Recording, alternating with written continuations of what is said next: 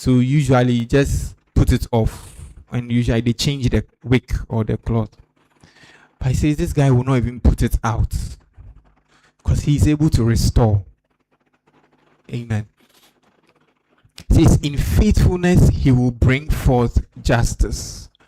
42 verse 4. He will not falter or be discouraged. No, their opposition did not discourage him. He was still preaching. He was still healing. Though he had left the location, he was still doing it. And beloved, don't let opposition stop you from serving. You know, I remember back in school, a friend of mine, he shared some song, the way we laughed at him, but he still continued to sing. So in life, you share songs. You make mistakes. People will oppose you, but don't let it stop you.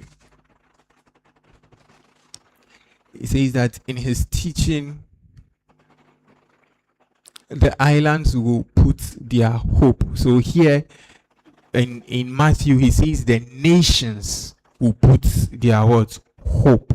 And Matthew is trying to say that Jesus is the hope of the nations, not just Israel.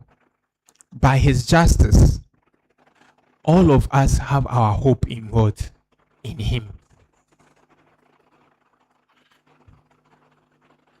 So what do we learn from here? We learn from Jesus how to handle opposition. That's how he handled opposition. He didn't argue. He didn't raise his voice. He didn't even prove strength. He changed position and he continued to do God's work.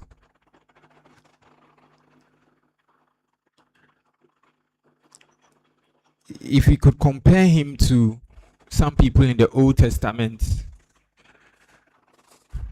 who can we compare him to? Who did a similar thing in the face of opposition? Those of us reading through the Old Testament.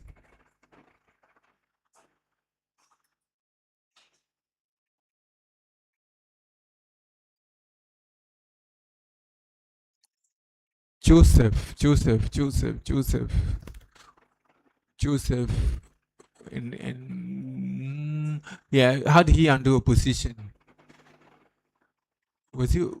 Well, by the time he got to know people were opposing him, it was too late. We didn't see him put up a fight.